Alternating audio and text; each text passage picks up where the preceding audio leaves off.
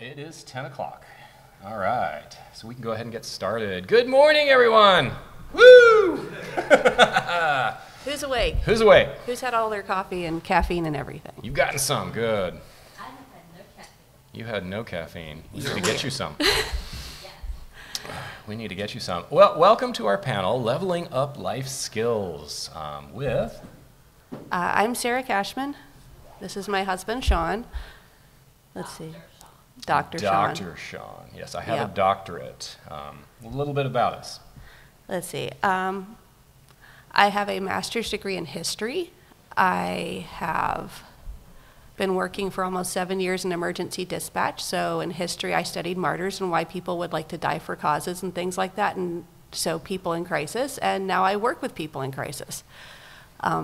It's a dark sense of humor, sick fascination kind of thing. I don't know. Quite possibly. Let's see. I taught college for 1 semester. It did not agree well with me, starting with struggling to even be at my own classes on time. And I'm Dr. Sean Cashman. I'm a professor of communication. So I'm going to be teaching you guys a couple of communication skills today.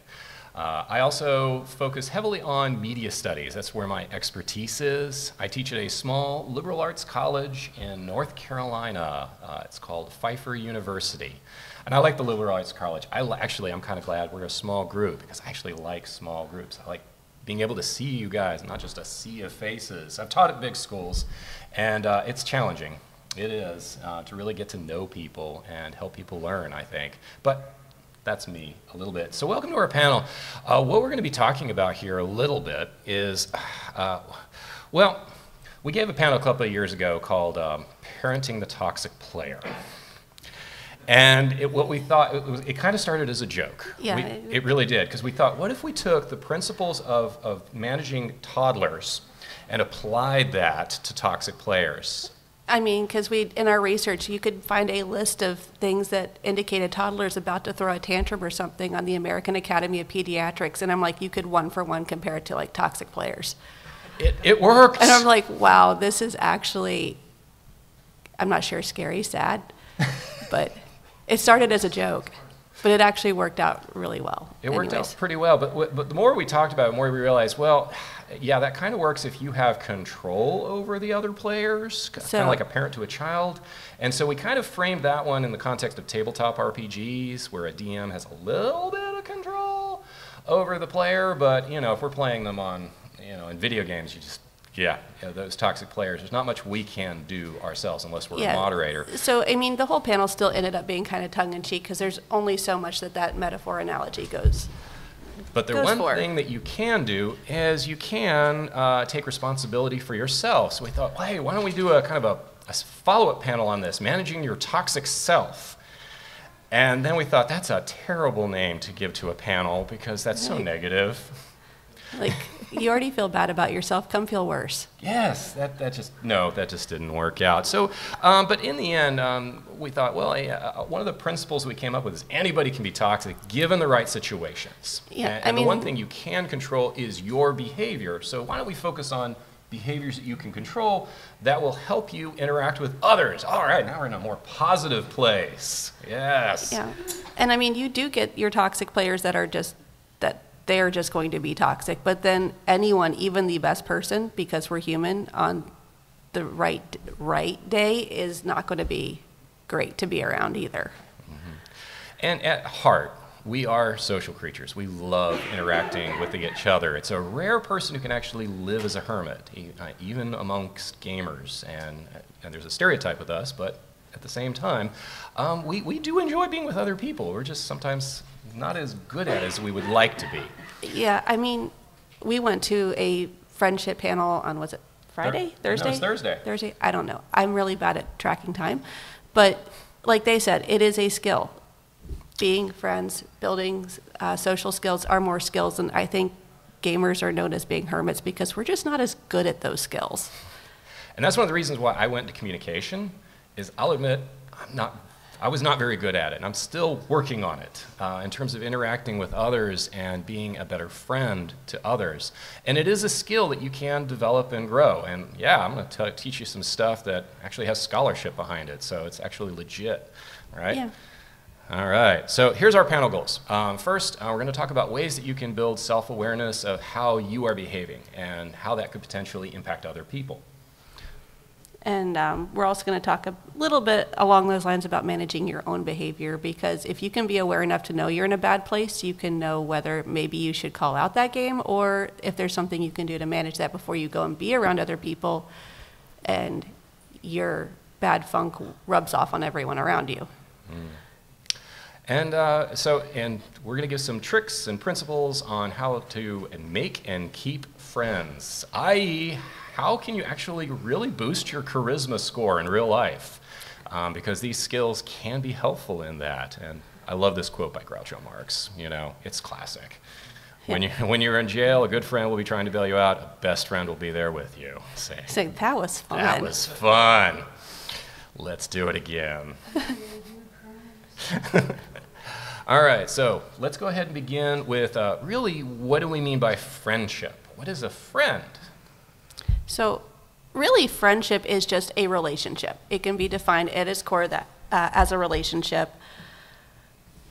It is one that is usually built on trust, mutual respect, similar shared interests. It can vary. I like to see it as a sliding scale. Like, you have your friends that you're really, really, really close to, and then the people that you know and you have some similarities to, but they're not your best friends.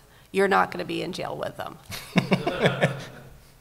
Or they're not going to be in jail with you. So think of it like an onion. That's the metaphor you like to use. You have your friendship onion, where you have strangers outside the onion, but as you get closer and closer to the core, to you, you're going to have fewer and fewer friends, but they're going to be closer and closer to knowing you, being able to interact with you, and having fun with you, playing games with you. Okay. Okay, moving on. All right, we talked about the characteristics, and we talked about the hierarchy. All right, let's begin with self-awareness. So we're not going to belabor this one. We're not going to stay too long on this point. We're going to move straight into, I think, spend more time with skills training. And we feel like this is kind of an important part of friendship, is knowing how you're showing up around other people. I always hated, so my work does something called DISC, and I show up in the D dominant category, but I hate that. Like, I don't want to show up as someone who walks over other people. Whereas they're like, oh, other people just need to learn to be accepting of you. And I'm like, no, but I'm showing up as a jerk. That's not cool. Like, if I want to be friends with someone, you don't show up as a jerk to them and expect them to just take it. Like, that's not nice. Yeah, it is a relationship. It's a give and Yeah, take. it's give and take. So if I want to be a good friend with somebody, I need to give some of that and not be so much of a jerk towards them. So a good thing to do is kind of do a self-check. Yeah. To start with, where are you? And this is a skill or a habit where you just slow down for a moment and go, okay, where am I right now? So let's say you're getting ready to go play with some friends, and you just take a moment to think, okay, where am I right now? Did I eat breakfast? Did I eat breakfast? Am I going to be hangry? Did I get enough sleep? Right now, me, no. Which means I'm either going to be really snarky and sarcastic, or I'm going to be cranky and grumpy. Or both. It's the end of a long convention. I did not get enough sleep to function well. So in a frustrating situation, I will probably get really snappy. I know this about me. Today is not the day to play a frustrating game. No. So we're not pulling out Terraforming Mars. That's just got so many moving parts. I would be more inclined to table flip right now, probably. Yeah, we're not terraforming it, we're burning it. I am tired. It was SimCity it. So where are you mentally? Like, are you going through some major changes right now? Are you going through a breakup or a divorce? Are you moving? Are you changing jobs? Is it a really stressful time for you right now? I mean, even positive life changes can add a level of stress to you. And especially, I think, in at least people I know in the gaming community, there's only so much input and stress we can handle before we just start shutting down. Yeah. So do a quick self-check, and then Once you've kind of got that, another good question to kind of ask yourself, to ground yourself, is why am I going to play? So we're talking about this in the gaming context. So you're going to join some friends to play a game with them. Why are you there to play with them? And there's a lot of reasons that people go and play games. I mean, maybe this is actually how you unwind, and this is going to help with some of your stress level. You just need to know where that balance is with you, where it's actually going to help, or is it, I like playing games, it's actually a good release for me, but I should probably stay away, like I said, from a lot of moving parts games today because I'm just really tired and probably couldn't handle it. But otherwise, I like playing games. It's a great way to de-stress and relax and, hang out with people I care about. So. And then not only what's your goal, but how do you like to accomplish it? What is your play style? And depending on what kind of game it is, there's lots of actually models out there, like the 7 D&D player types and that kind of thing in terms of your player style. Are you a murder hobo? Are you a min-maxer? Are you that kind of person? And so understanding that about yourself before you get there will help you interact with others, because you can kind of have an idea, is this going to be something that's potentially could impact them or annoy them? And just to touch on this briefly, like, we don't want to spend a lot of time going into this, but it's also good to kind of be aware with the people you're going to go hang out with and play with. Are their play styles and reasons for playing going to conflict with yours? So if you are going through a period of, like, say, heavy grief, say someone you really are close to passed away or something, and, maybe a game is a great way to release and just, relax, distract yourself a little bit. Like, you cannot feel grief all the time. But if you're going to go play with somebody who has a conflicting play style with you and you're more likely to butt heads and have conflict, is that actually going to help you? Or is it going to just create more layers of frustration and things to deal with? So, like, this isn't a lot of, like, great advice. It's more just, like, things to be aware of. Because if you are aware of this stuff, you can know when to pull back, or it's about taking care of yourself. All right. So let's get into our communication skills. We've got 3 we're going to talk about here. First is a communication skill called social norms. Yeah, okay, so we've covered the take care of yourself part, and you know what works best for you. We're not going to give a whole lot of advice for that because there's so many different things you can do because everybody is different. So now we're going to move into the more practical side, theoretical side. We're going to talk about 3 different ways to build communication skills. So this is what I teach in my communication classes. Yeah, interpersonal communication. In terms of interpersonal communication skills. So this is some good ground advice. We're going to look at 3. We're going to look at social norms, self-disclosure, and rapport. So boost that score by 3. Let's start with social norms. Okay, so what are social norms? Social norms are essentially expected behavior. All right, ways to do things. They can be explicitly told to you, don't put your elbows on the table while you eat, right? Or they can be implicitly told to you, don't look at the back of the elevator while everyone else is looking at the front. They're just little rules of behavior, and they vary differently based on where you are and who you're with.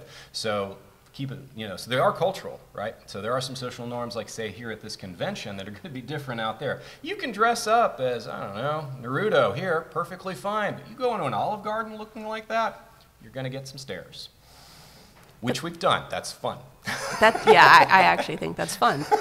Breaking social norms can be fun. Breaking social norms can be fun, but you got to keep in mind that that's one of the real nasty things about social norms, is that when you break them, people are going to be wondering, why are you doing that? Why are you behaving that? That's what they're going to be thinking in their heads.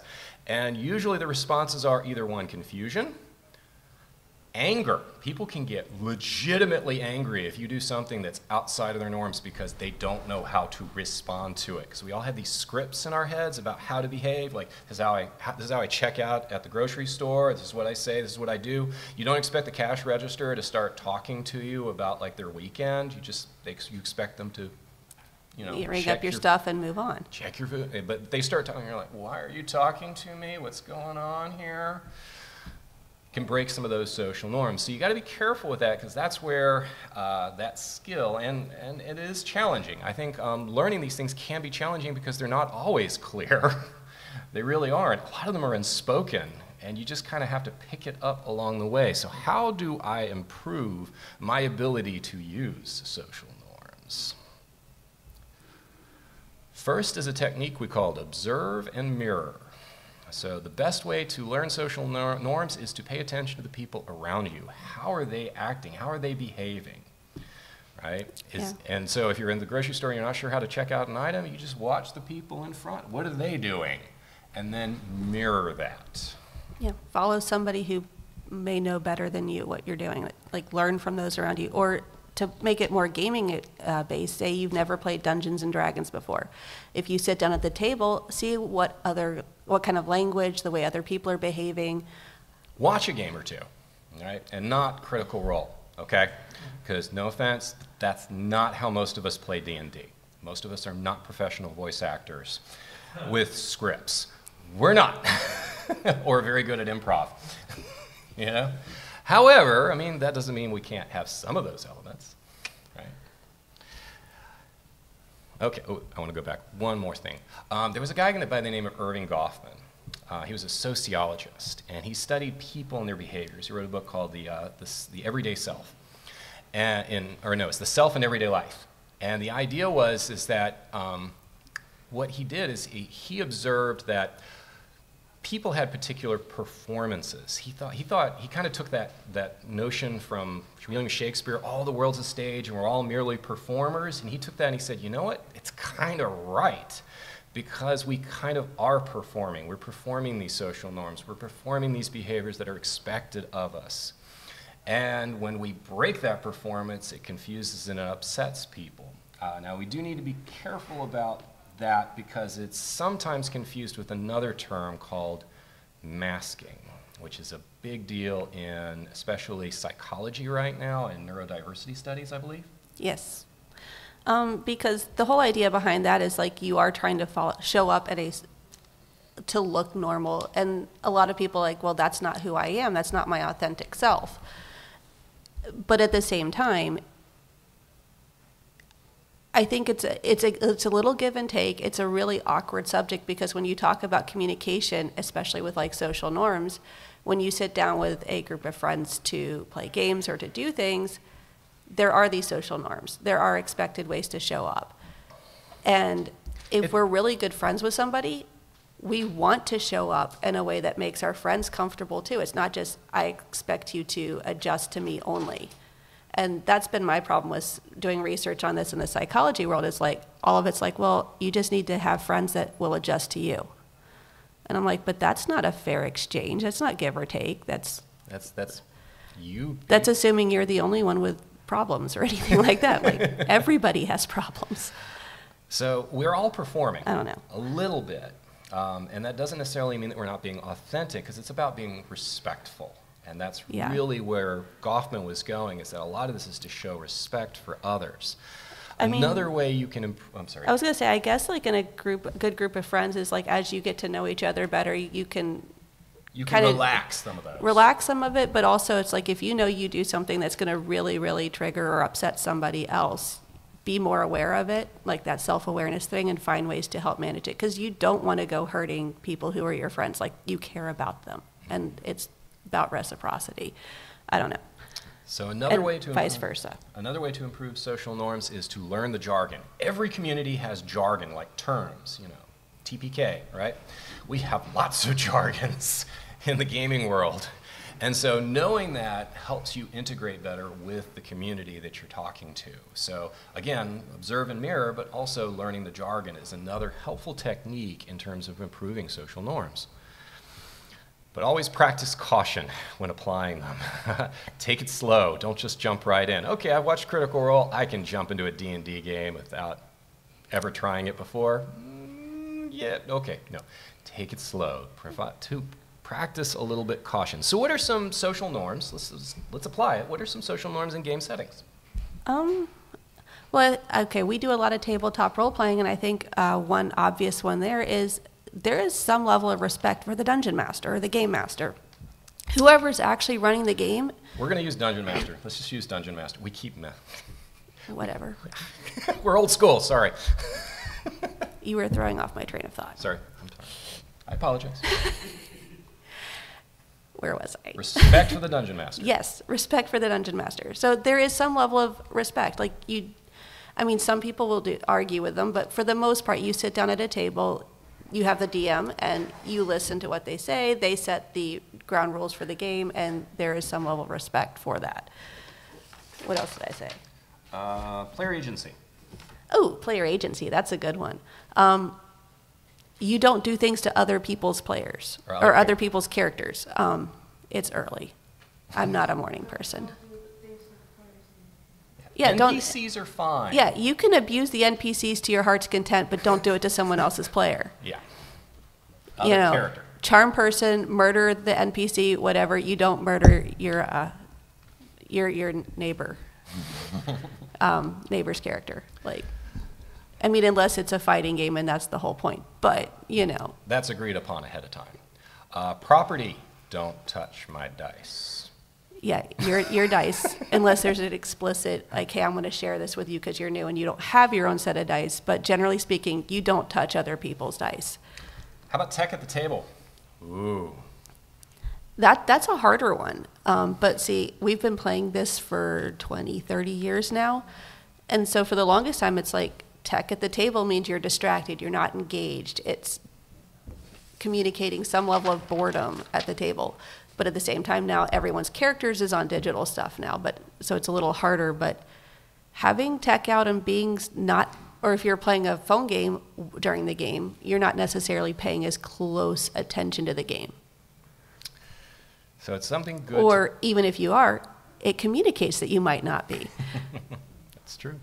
So one of the things that we got our kids was a little book called Sticky Situations, and it's a great way to apply skills. So we're going to play a little game called a Sticky Situation. So I'm going to present a situation to you guys, and then by show of hands, I'd like to see which of these choices you would choose. Would you like to read it? You see a group of players in the board game room that have just pulled out 7 Wonders. You love this game. It is a great game, and you'd like to play, but you don't know any of the people there. Do you? A, sigh and walk away.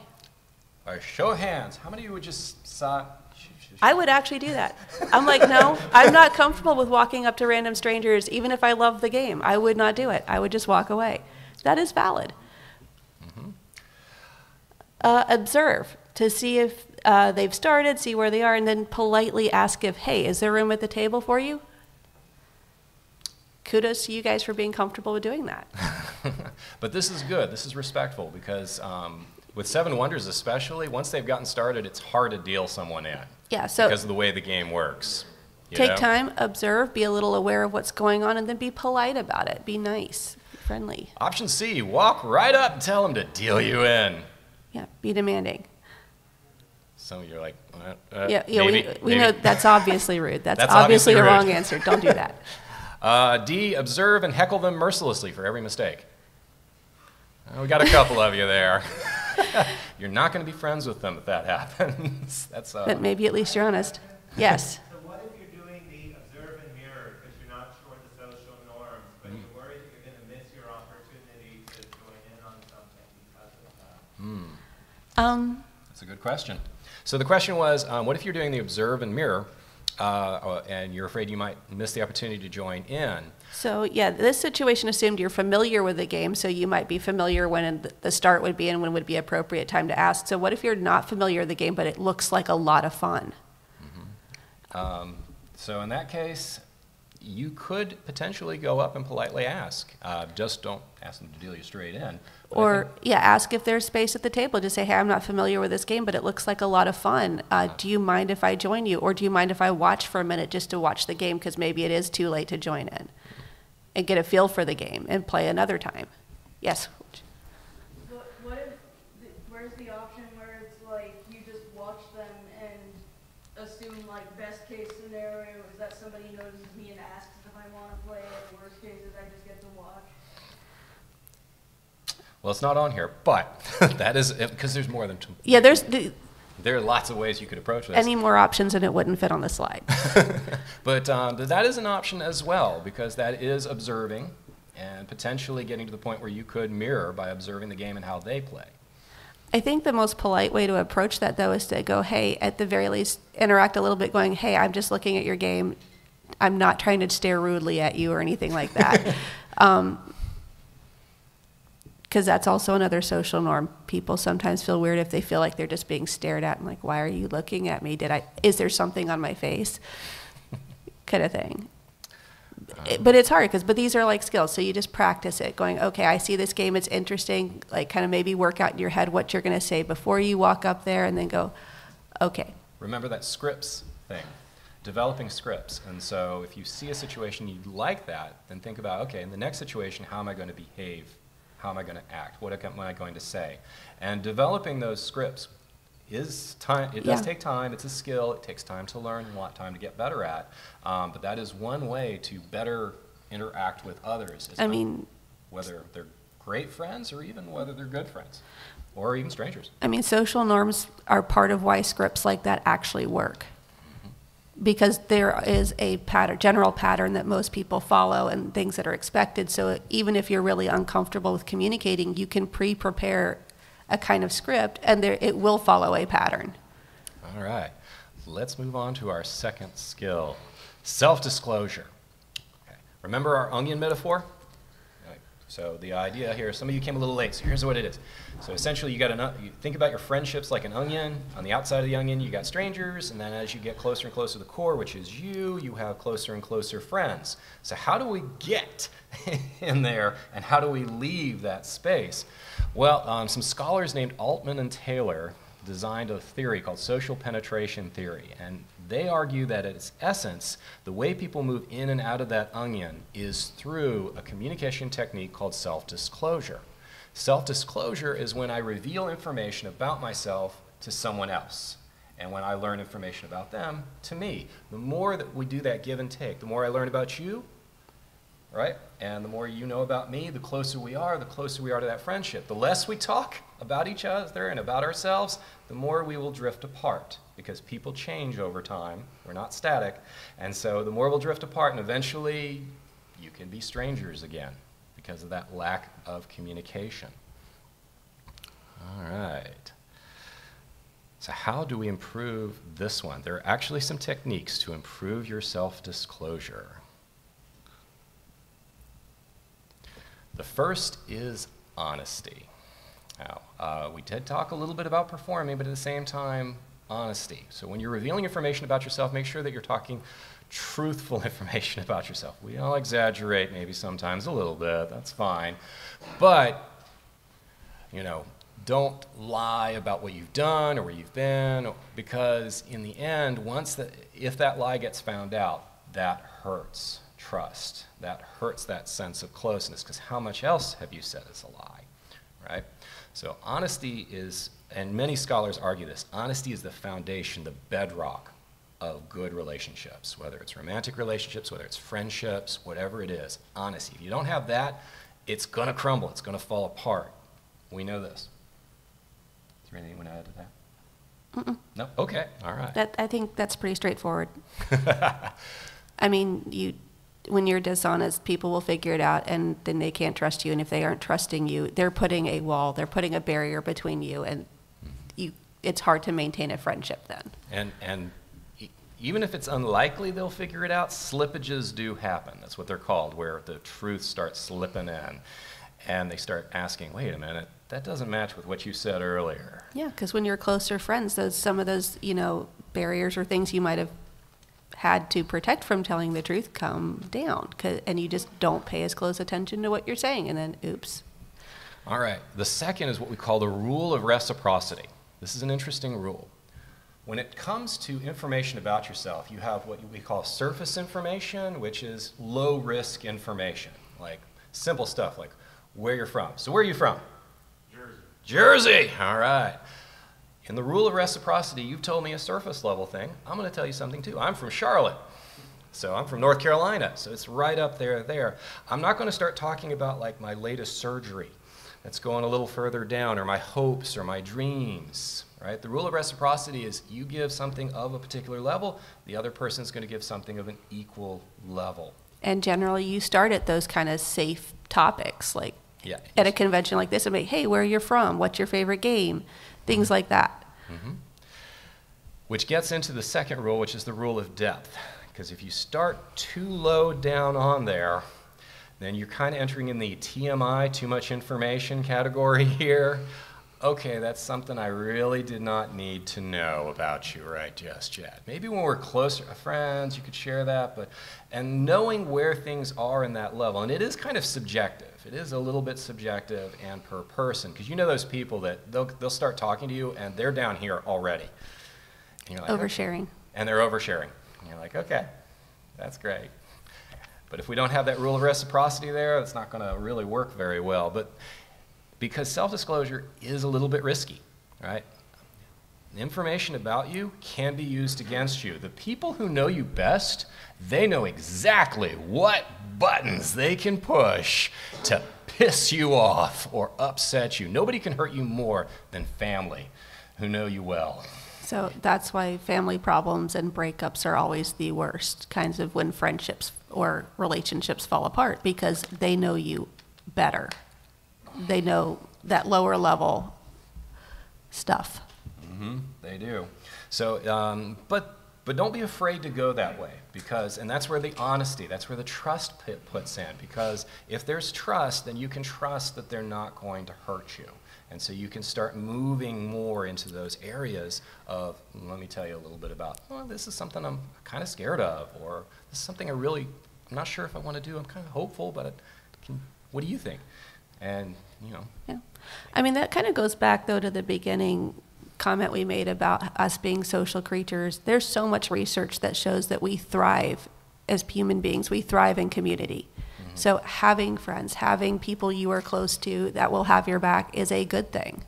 Like, you will do better with it. But it is hard to get there sometimes. All right, so how do we do this in a gaming context? What did I say? I don't remember. Let's see here. Oh, yeah, right there. Ooh. So, sorry, it's early in the morning, and I have had a cup of coffee, but clearly it's not helping a whole lot. So, in a tabletop example, like you're playing Dungeons & Dragons, and you play with this the same group, say, every couple of weeks or so, come a little early. And you get that before game chat, or stay a little later, and you get after game chat. So this is when you can, maybe it starts out talking about, hey, what you expect about the game, or what happened in the game, and you're sharing wins or that really sucked moments from your game. You can kind of transition to other things and gradually. Like how your day is going, or frustration. So if you want to build friendships and stuff like that, that is a good time to do it, because you've got people around you that already you have something in common with. You both like that game because you both showed up and spent hours playing it together. Mm-hmm. So that is one way you can build and maintain relationships. We've been playing with almost the same game group since 2000, so 23 years now. But that's part of, we only see each other once a month now, but they come like a little bit early, and they'll sometimes stay after the game, and that's when we catch up with each other and what we're doing. And so that's how we've maintained that relationship for these years, instead of just letting it drop off. Yeah. Yeah, I mean, when you're in the middle of a Terraforming Mars games, that's not when you go, I'm getting a divorce later. You're like, what? Let's put the game, okay, let's talk. Right? That's not the place for it. But like before or after games kind of thing, if you've been playing with the same group for a while. Or if it's an online game, that's what the chat box is for. Not during a dungeon, after the dungeon. Right? Yeah. All right, so here's our sticky situation for this skill. You're having a great conversation with a friend when they mention that they had a really great time at an escape room. You can't stand escape rooms. Ooh. Do you A, tell them a good experience you had with something else? Yeah, this is a pretty good one here, because they've given you something of a level that they liked, and you're giving them something positive of a level That's similar. Right? You're like, you may not be into escape rooms, but you can say, I'm glad you like that and enjoyed it. I enjoy this. I like the Here's VR something games, I like. that kind of thing. I'm really into those VR games in that area. Nod and zone out of the conversation. A couple of you are there. Well, in this case, you might risk missing something. And then they ask you about it, you're like, you were talking then? I mean, it is a way to respond to it, but it's not always a good one because, I mean, if you're going to let them continue the conversation, you at least need to be an engaged listener. Tell them your honest opinion that escape rooms are a waste of time and money. It's honest. It is honest, but... And this is where things get a little tricky. They've revealed to you something that they like. So if you tell them that something they like is bad, you're attacking them. But see, when it's phrased this way, it becomes a value judgment. If you say that they're horrible and a waste of money, you're kind of saying that this person wastes their money. Like, you could see where it's like making more of a judgment about themselves. If you're not into escape rooms, for using this example, to share. You can just say, it's not my cup of tea, but there are nicer ways to say it. While just saying, they're not really my thing. Yeah. Offer to lock them in your garage for a weekend. I saw one. I knew one person was going to at least try this one. Well, it's certainly showing an interest in what they're saying. A little bit playful, a little bit joking. Yeah, let me introduce you to a real-life escape room. I may or may not murder you at the end of the weekend when you have not gotten out yet. All right, let's move on to our third skill, rapport.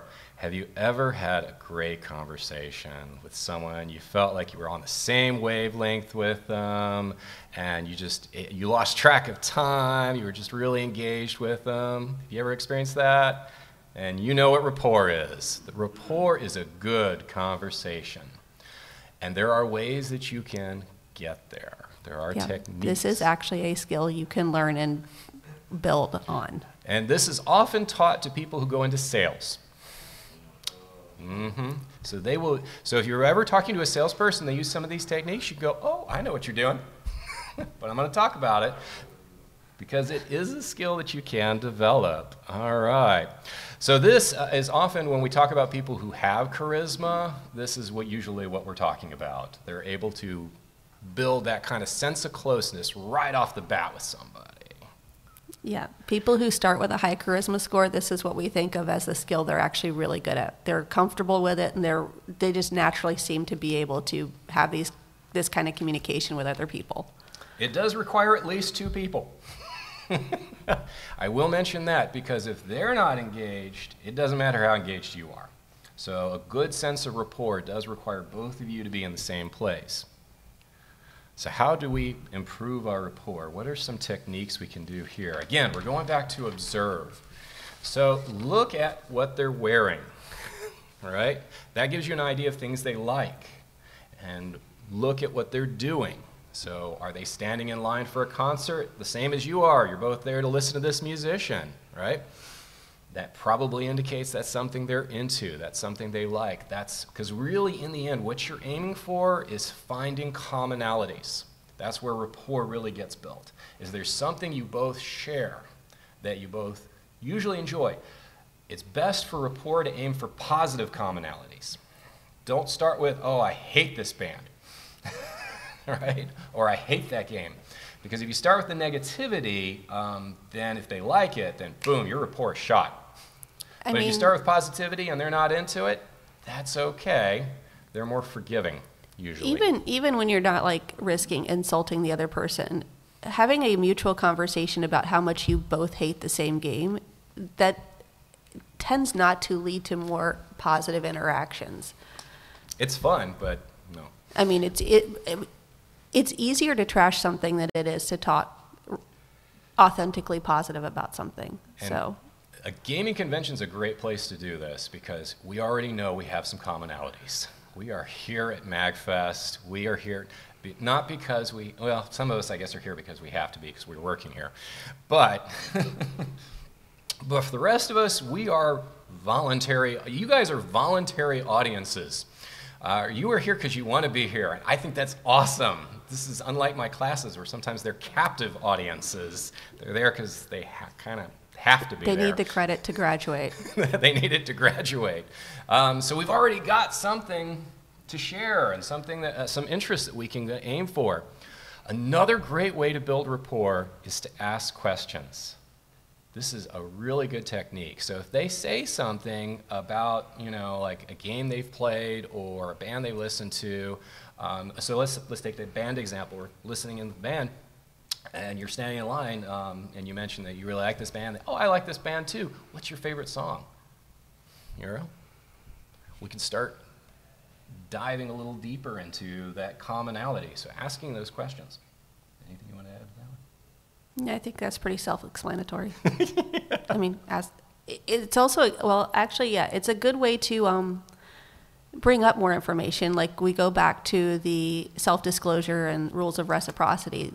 If you're both in line for the same concert and you are familiar with the band and you start a conversation on it, it's a very easy way to get some of those good low-level questions asked to start build that communication. And it may seem silly, but we've met people in line that we are still friends with today, loosely. I mean, some of them we don't keep up with as much anymore because we used to be more in the cosplay world, but we would meet people, we'd exchange information, and then we communicated, met up at other conventions, cosplayed from some of the same things. But that's also a great way. If you like cosplay, you can see somebody else in a costume from a series you like or that is in the same series you are. You've already got a great place to start because you've already declared your fandom for it by putting hundreds of hours of effort into building this costume. How did you get that sword to glow like that? Yeah, and crafting techniques. Crafting techniques. This really gets cosplayers going. All right. So applying it in rapport in games, well, that we just kind of talked about that a little bit. Yeah. You've already got a starting point. And so looking at what they're wearing, are they advertising a particular game that they really like, or they got some gear that they bought down in the merch shop or the marketplace? Good places to begin. So here's our sticky situation for this one. We got that concert situation. You're having a good conversation with someone. All right, you're not in line for it, but they No, while you wait in line for the concert. That's what you wrote. They mention a band you've never heard of. Do you? Option A, fake it till you make it. Oh yeah, they're awesome. I love those guys. Actually, it's an all-women band. That's a great way to stick your foot in your mouth. It kind of is. I'm sorry, we didn't give you a chance to raise your hands. For those of you who would think this one was a good option, what we're trying to say is that there's not like right or wrong options here. There's more than one way to approach this, right? So faking it till you make it, probably not the best because then you're hitting that self-disclosure dishonesty thing, and you'll see these are interconnected skills, right? Option 2, admit you've never heard of the band and ask them about it. Oh, there you go. Now we're learning. All right. This is the best option here, probably, because it's being honest, but at the same time, you're inviting them to talk about it. And so maybe something they say reminds you, like, hey, is that like this band? And then you can reframe it to something you both really know. Yeah, or you might find out something that you actually really like, because if you're in line for the same band, you already share interest here and taste. Maybe you would like this one as well, and that gives you the opportunity to open up to where you might find something you really like too. Especially with like cell phones now, like they could actually probably pull up a song for you to listen to or something like that. Topics quickly, Captain. How many would you do this one? I might do this one. I'll be honest. Yeah, you do that a lot. I do that a lot. Yeah. If I don't know how to contribute to it, I'm like, all right, I'm going to shift topics. Yeah, mid-conversation, all of a sudden, topic shift. I'm like, okay, we're topic shifting now. Was not prepared for that. I'll admit, it's probably not always the best approach, but it does help try to reframe it to something you can. Question? Is that ADHD related, or is that an intentional thing? Because I will often find myself on a new topic, and not even I know how I got there.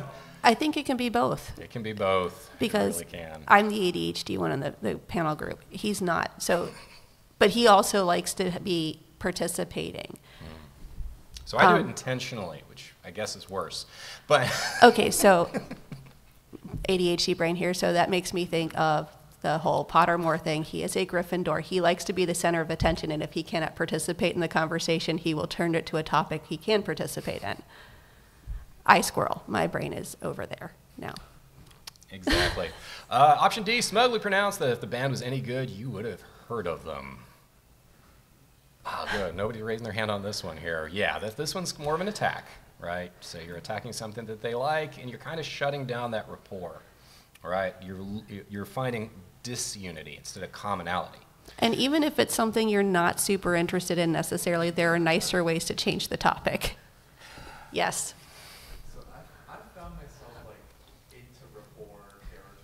Uh-huh. For example, like talking about a show with someone that we both really like and we get somewhere, but I often find myself too like at a dead end with whatever it is. Like we've talked about everything we liked about it, but I can't really expand after that. Like I'm kind of just stuck there. And then I'll be like, well, you like this show and you don't. And then it's just like, oh, okay, I think that's it. And then when you guys mentioned earlier how like you kind of become strangers again, I feel like I often let that slip a lot. Like That can happen. It can, because Well- rapport. yeah, no. One thing to note with these things is that a lot of this stuff, it takes time. So, and it also may take a little bit more getting to know that person. And so you may like pick a show. I don't watch a lot of TV, so I'm really bad at that. One Piece. One Piece. There we go. So it is possible to be friends with, like, if you really like One Piece, Melissa here is a great person to talk to. She has watched all of the episodes, literally all of them. And so you can build a conversation starter about that, and then you could just stop at that, take a break, exchange information, or like, okay, hey, I'm in the mood to do a One Piece marathon this weekend. This is someone you could invite to hang out who will enjoy it with you. And maybe you don't like Naruto, another anime that a lot of people are both fans of, but maybe you don't really care much for Naruto, but she likes it. I actually don't know. Do you like that? No? Okay. The first season was okay. The later seasons, I like. We've been friends for like 25 plus years now, and We're still learning new things, yeah. but asking questions. But So- asking questions, or you could use that as a point of commonality. Okay, so I guess an example I would be better at with this rather than TV shows, because I don't watch a lot of TV. I'd rather go play a game that's more interactive or craft something, because that's my interest. Say you pick up a D&D game at your local gaming store. These are people you don't necessarily know very well. You are coming together just for this game. You may have never even met them before. You have a point of commonality. You play every week or so, and you can gradually, like I said before, after the game, find interests. You may not have the same interest on board game topics. Maybe one of you really likes Terraforming Mars, but the other one is like, not my game. I'd rather play Cards Against Humanity. Something more social, something shorter, more funny.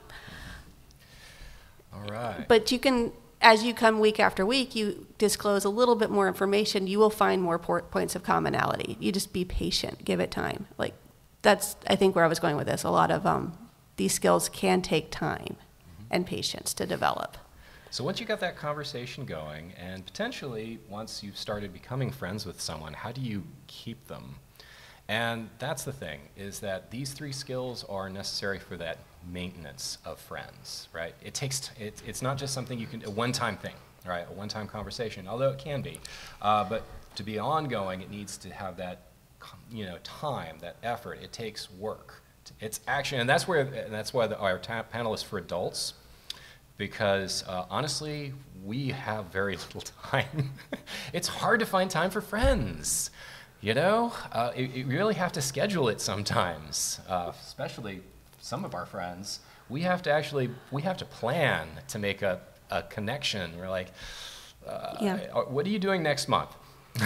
There's a reason why there's like memes and stuff for why Dungeons and Dragons, the biggest problem is calendars and scheduling, especially with adults playing. We all have adult lives. It is hard, and it is really, really easy to just let friendships slip because you've got life. Life is the things you need to deal with, but it is important to make sure you are making time for your friends and the people you care about, and it's good for your mental health. It's good for your emotional health. It's good for them too. Yeah. Yep.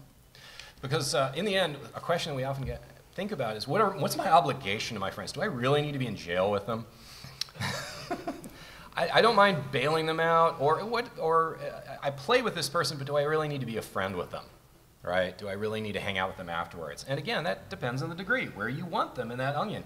Ideally, you don't have as many people close to you. Keep that small. You don't want to have like 50 million best friends. That's unmanageable. That becomes an emotional drain with you, because I think we've mentioned several times throughout this panel is that friendship it's a relationship about give and take. Mm-hmm. So if you want someone to be in that inner ring of the onion, you're going to be giving more to them. And just as you were getting more from them. So that takes energy, it takes effort, and you have limits to that. So what are you giving? Support. That's one thing. I mean, you don't have to support everything they do, but an encouragement. That is something we do for friends. Yeah, you're going to have their back and they will have your back. Like, that's part of a mutual friendship. A little bit of care. This is where I think modern media kind of, I think, frustrates this a little bit, because it tends to associate care and love with just romantic relationships, when you can love a friend. In the ancient Greeks, they had filial love, brotherly love. They had other forms of love. There is a care. There is an emotional connection there, not just, a mental or a psychological. Yeah. And again, why you don't want so many in your inner circle, because that takes energy and effort, but it's still a good thing, because they're going to be, if this is a good mutual friendship, they're going to care for you as well. Because in the end, you want what's best for them. That's what a good friend does. They want what's best for you. You can, your friends, your close friends will be your best cheerleaders and best encouragement. And so your romantic partners should be a best friend, one would hope, right? Yeah, I have ADHD. I talked about being in cosplay. The only reason I finished anything was deadlines and his support and her support. So we thought it would be fun. So what does that look like in practicality? We're going to apply Gary Chapman's love languages here. So that's, for couples, it's a book about how to communicate better, but it's really about maintaining that best friend side of a relationship. So we felt like you can actually apply it to how you spend with friends, because it works. Quality time. Gary Chapman gives 5 love languages. Yes. Here they are. Quality time. Yeah. Spending time with them. That's a great way to maintain friendships, actually making time and spending time with your friends. It's not just about maintaining, a romantic relationship. That works for just friends too. Because we change over time. Again, what's going on in their life? What's going on in yours? It's going to be different this year than it was last year. Yeah. Gifts. Well, thinking of our tabletop example, bring in food for the table. That's a great way to maintain friendships. But people like that. But for instance, we had a friend who went through a major surgery. We brought him some dinners, because we knew he was really struggling he was eating a lot of takeout. And we're like, oh, you don't need to be doing that. You have diabetes. You do not need to be eating out that much. Let's get you some healthy stuff. But he couldn't, because of the nature of the surgery, he couldn't get up and walk very easily. Yep. So it was hard for him to actually cook. So we provided that, because we've been friends with him for ages, and we knew he really could use the help. And birthday presents. We pick up a few things in the artist alley for some of our friends who aren't here and wish they could be. Affirmation. This seems like an obvious one, but, actually cheer along your friends. Good job. You rolled a natural 20. We did the epic last night. That was a lot of fun for the D&D. But yeah, someone in our group rolled 2 20s. They had disadvantage in the roll, and they actually rolled 2 crits. And we were like, yes, that is awesome. That was cool. We were celebrating with them, because that's awesome. Celebrate your friends' wins. Compliment them. Give them positive things. Notice when they do something well, because, who doesn't like to hear that? Mm-hmm. Service. So in tabletop, us DMs, we like it periodically to play too. So if you don't mind offering to run things for a little bit, that really, it means a lot.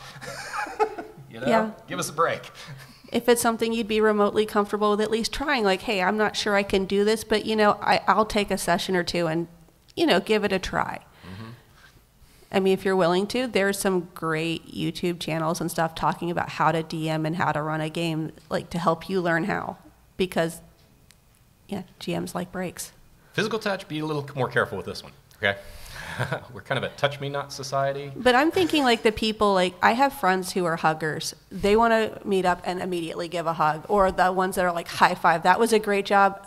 I don't want to just hear that was a good job, let's fist bump or something over it. Because that's how they show affection. And that makes them feel appreciated. And ideally, if it's a good mutual friendship, they would do things like this back for you, and that makes you feel appreciated, and that's a good friendship. It makes life happier overall. Dopamine, yay. Dopamine's good. All right. What if you're playing with a toxic player? So this is one that we hear sometimes is that I want to play D&D, but these are the only people that play, and quite frankly, I can't stand them. Ugh. All right. So know your boundaries. First your point boundaries. there. Know how much you're willing to put up with. Like, how much do you like the game, and is it worth to play it that you can deal with the problems? These are warning signs. You see these? That is not a friend. They're verbally or physically abusive. They're stealing your stuff. You're in constant conflict with them. The game just ceases to be fun. You're just like, you're dreading even going there to be with them. And you're just like, if you see these warning signs, that is a time to cut it off. You're like, nope. Yeah, if you think this person is your friend, you need a new friend. That is not a good friend. Nope. Nope. So here's our sticky situation for this. You're getting ready to play Dungeons & Dragons. After a long break, your friend Doug announces to the group that he intends to break your game by playing the worst character he can imagine. Do you? A, tell Doug that's okay. Nobody's choosing this one here. That's okay. This one's a little bit dismissive. It's like, all right, yeah, whatever. Hey, depending on the group you're playing with, that might actually be how you work it. You just kind of downplay it, and you don't give it the attention it might be looking for. Because you got to ask, because with all of these things, the question to ask is, why is Doug doing this? Is it because he really doesn't want to play the game? Is it because he's upset about something else and he's just taking it out in the game? This is where we can start asking questions. Kick Doug out of the game. This one's tempting. Sometimes. Yeah. And maybe this is what needs to happen. Maybe Doug's just like, no, I don't really want to play this game. All right, well, we're not going to invite you to the game sessions where we play this game. Yeah. We'll do other stuff together. That's fine. Dare him to try.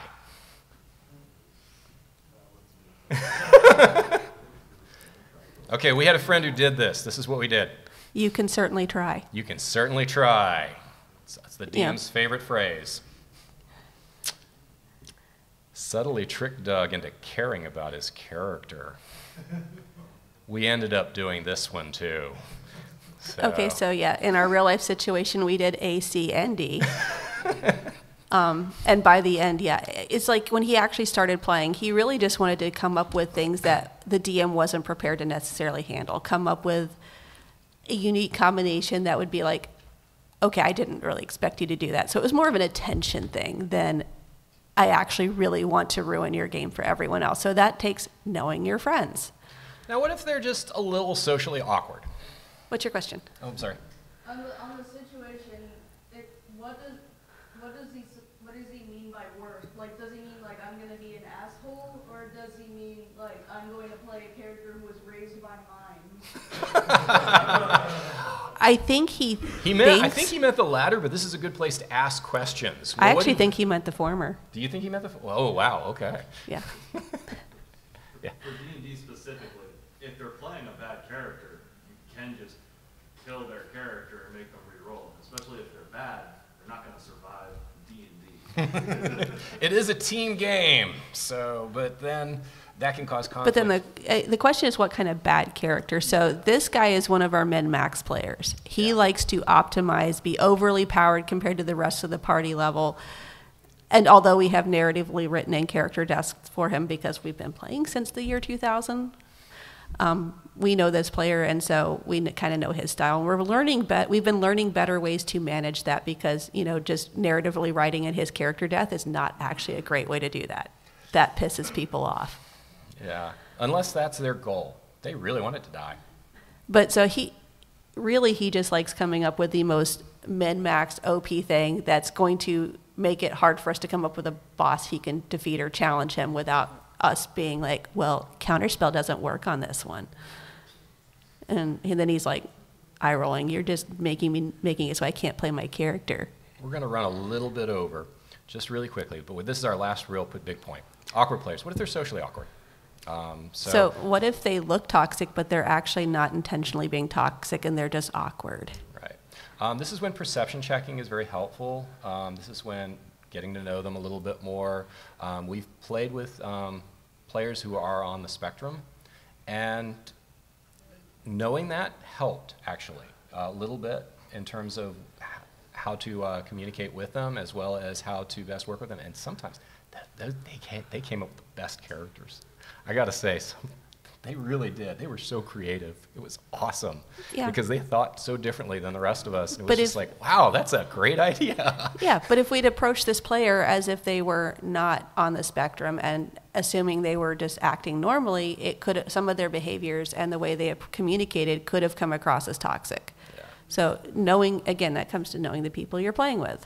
And just being a little forgiving and a little understanding if that's the case. So if the person has Tourette's and they randomly make noises like, ah, and they can't control that, you know? But if they're doing it on purpose just to annoy you, ah, that's something we can talk about, okay? Yeah, you have no excuse. You have no excuse. That one does not have excuse for being annoying right now. I'm sorry. That's when gentle guidance is helpful, especially with somebody who is a little bit socially awkward. It's kind of like the XYZ. Just don't make a big deal of it. Just say, hey, I'd like to help you out here a little bit. This is, can I recommend this? Just a gentle recommendation or a gentle reminder. Because see, okay, as someone who is ADHD and who has problems with some of this, sometimes I speak before I think and say things that are rude sometimes, and I may not even realize it unless you point it out to me. I actually appreciate you nicely saying that I did that because I don't want to show up as a jerk. Remember? Because I care. So in conclusion, we're going to wrap things up here. We've talked about ways that you can improve your charisma score, ways that you can improve your interaction with others, and these are helpful for keeping and maintaining friendships, being self-aware of where you are, some techniques on that. We talked about 3 skills: social norms, self-disclosure, and rapport. And in the end, even if you're not a friend, we can still be friendly, right? So it's still good to practice these skills, even if we're not trying to make this person a friend or become a friend with them, because who knows, it may develop that way, because we are social creatures. We love friends. Yeah, so I mean, it's like, again, the onion thing. So the people at the gaming store that you play with just on occasion, they're going to be on that outer layer. Maybe the ones that are a little more toxic or aggravate you the most, they're not going to be the ones you talk to get on that lower level. But the ones you build that rapport with, maybe disclose a little bit more, and you can get those friends into closer layers. But it does take a lot of time. And we're going to stick around for just a few minutes to answer questions, but I know some of you need to run. But just so you know, we do run a podcast, The Rose and Dragon, and we have a blog where we do a lot of D&D writing stuff, and our podcast, we do a lot of D&D tabletop stuff too. So if you're interested in that, it's a mix of, yeah, tabletop stuff and then stuff like this. check us out. But there's that, so there's a connection to it. Do we have any questions about anything we've talked about here today? Questions, comments, rude gestures? I won't be offended. Question? Is it possible to get like a copy of the PowerPoint? The PowerPoint or the slides? Sure. Come up afterwards and give me your email, and I'll send it to you. Awesome. Other questions? Yes? Do you have any thoughts on how to actively create opportunities to deepen a relationship, to increase the depth of it? That's a One good of the question. biggest ways. So wait, hold on. We got to repeat it. Oh. One of the question was, what are some ways that you can create opportunities for these kinds of for self-disclosure, for rapport, and that sort of thing? Ways to deepen a friendship. Time. Make time. Run an event. Invite somebody over or to go out for lunch or something, like, hey, are you free this Saturday? Would you like to go for lunch and hang out? Or go to a public space and do something. If you're an outdoorsy person, let's go for a hike. You do want to be careful about that, because that can, and this is where sometimes you can get in trouble. They might interpret that as flirting. And because I have a very good friend, or at least I used to. We haven't talked in a long time, but she was kind of like that. She was always talking to people and inviting them out. Everybody thought she was flirting. She wasn't. She was just trying to be friendly. So you got to be clear about your intentionality sometimes. Hey, you know, you want. So doing it individually can come across as flirting, but if you're inviting people to a group, that's what I meant. I left that part out. Right, That's where my brain was. I wasn't communicating. I know that's where your brain was. I was trying to help you out. There you go. But a group event, like a group D&D game. Yep. Or, hey, we liked playing this D&D game. Let's just go play some board games together, too. Have a board game day.